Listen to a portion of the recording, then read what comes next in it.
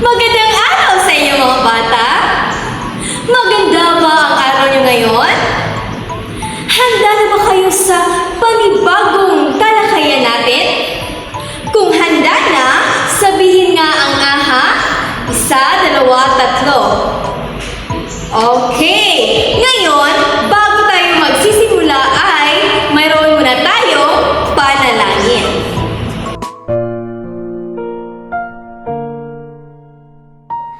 Panginoon, salamat po sa panibagong araw na ito upang kami ay matuto. Buksan niyo po ang aming isipan upang lubos na maintindihan ang aming mga aralin. Bigyan niyo din po ang aming mga guro, mga magulang at mga kamag-aral ng lakas ng katawan at isipan na mas higit namin kailangan sa araw-araw sa panahong ito. Ang lahat po ng ito ay aming dinadalangin sa iyo, aming Diyos Ama. Amen.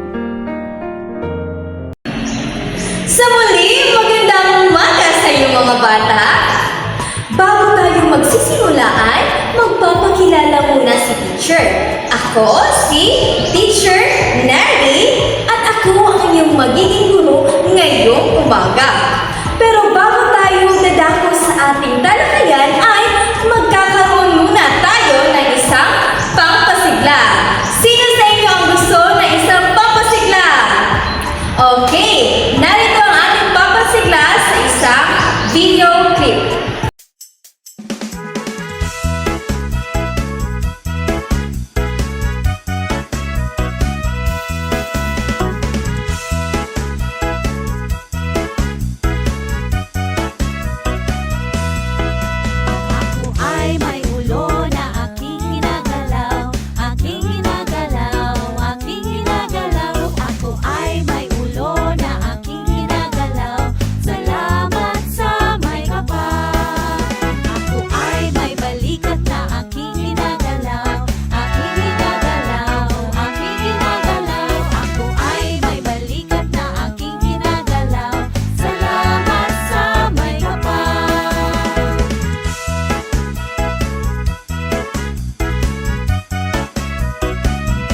At ngayon, tapos na tayo sa ating pampasigla.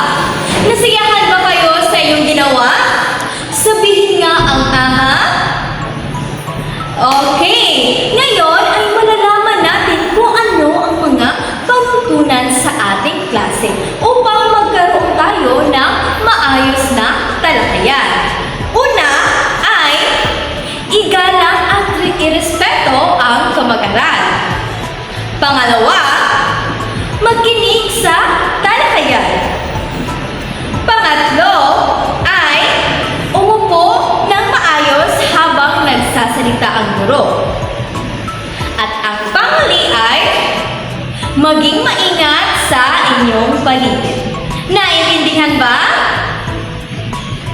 At para naman sa ating pagbabalik-aral ngayon, ano ang ating tinalakay noong nakaraang araw? Magaling mga bata! Pangalawa, paano mo na ipamalas ang paggalang sa ideya, damdamin at kultura ng may akda ng tekstong napakinggan o nabasa? Mahusay mga bata! At panghuli, bakit mahalaga na maintindihan at malaman ang ating tinalakay tungkol sa pagpapamalas ng paggalang sa ideya sa tekstong nabasa o napakinggan? Magaling mga bata! Dahil nasagutan nyo ang mga tanong, bigyan nyo yung mga sarili ng isang hawul-hawul clap. Ganito ang mangyayari. Hawul-hawul-hawul! Okay! Ngayon, dadako na tayo sa unang gawain. Ang gawain ay pinamagatang Sawika Twins. Ang gagawin nyo ay tingnan ang mga larawan at sabihin at obserbahan kung ano ang nakikita nyo sa mga larawan. Handa na ba kayo? Sa unang larawan, ano ang inyong obserbasyon?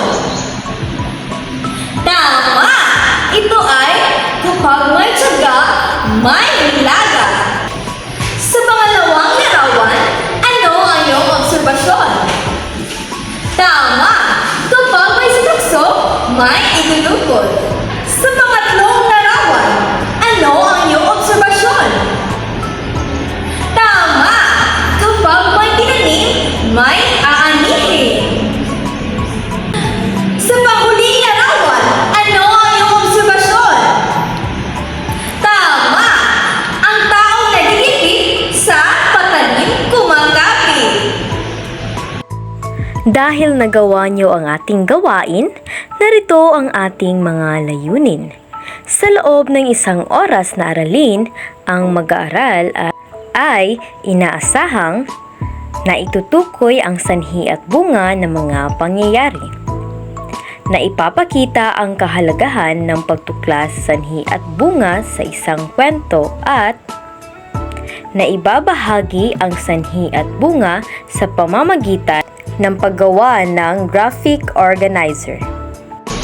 At dahil tapos na tayo sa pinakaunang gawain, ay dadako na naman tayo sa pangalawang gawain. Handa na ba kayo? Sino sa inyo ang gusto na isang gawain? Okay! Ngayon ay magkakaroon tayo ng isang gawain na pinabagatang Where Do I Belong? Batay sa inyong ginawa tungkol sa salawikain ay oobserbahan nyo ang mga larawan at ihahanan nyo ito batay sa inyong nalalaman. Handa na ba kayo? Kung handa na, sabihin nga ang aha. Okay! Ngayon, narito ang mga larawan.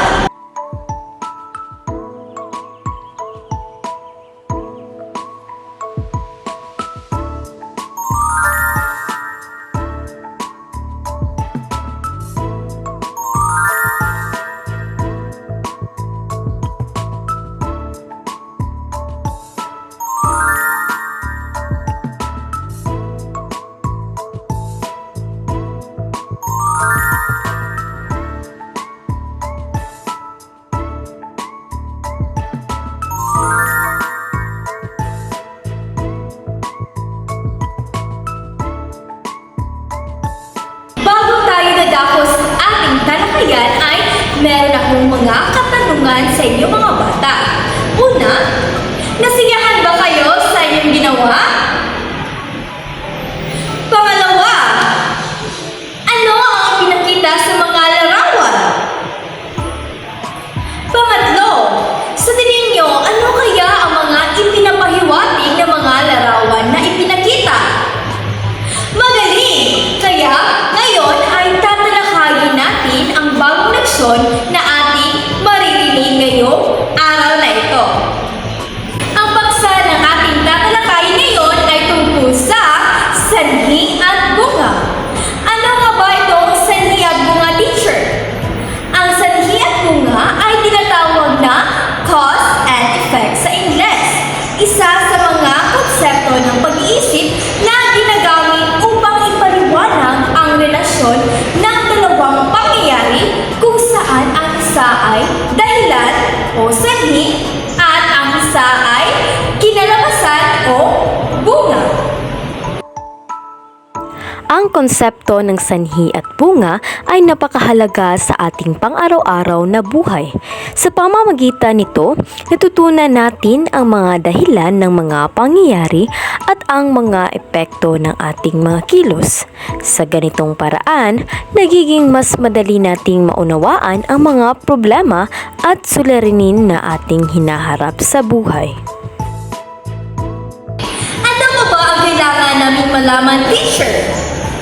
Ang pag-unawa sa konsepto ng sanhi at bunga ay mahalaga upang maunawaan ang mga pangyayari sa ating paligid at makagawa ng tamang desisyon sa buhay. Dahil nalaman na kung ano ang sanhi at bunga, ano kaya ang mga halimbawa na mabibigay natin dito? Narito ang mga halimbawa. Tingnan ang mga larawan. Una, lumakas ang hangin. Ano kaya ang bunga nito? Natumba ang puno. Tama! Pangalawa, nag-aral ng mabuti si Pedro. Ano kaya ang bunga nito? Tama!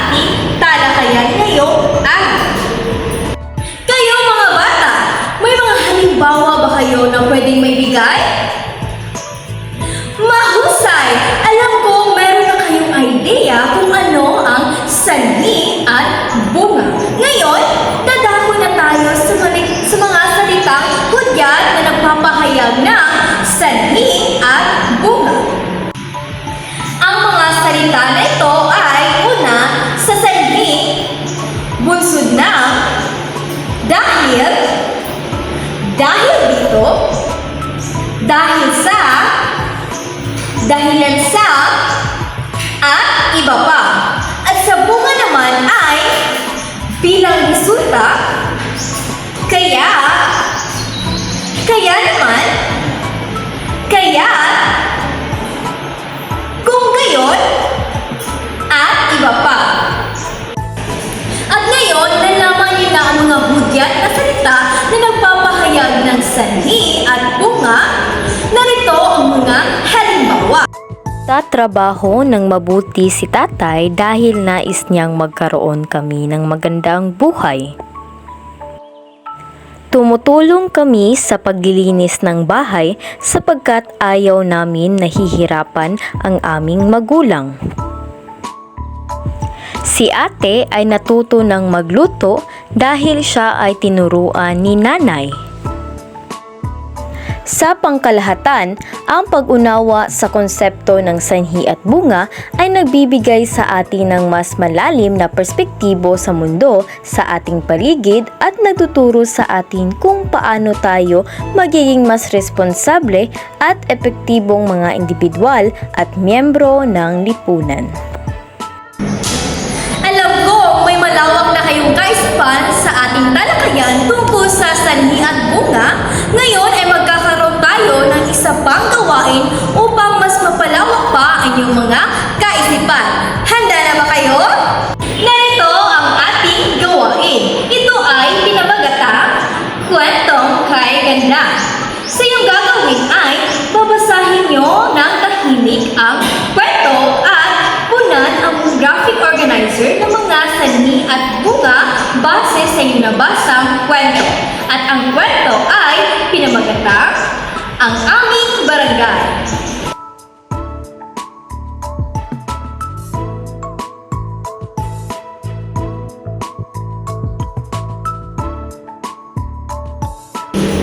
Para naman sa ating gawain ay pumili ng sanhi at bunga batay sa inyong nabasang kwento tungkol sa Ang Aming Barangay at iguhit ang inyong mga napili.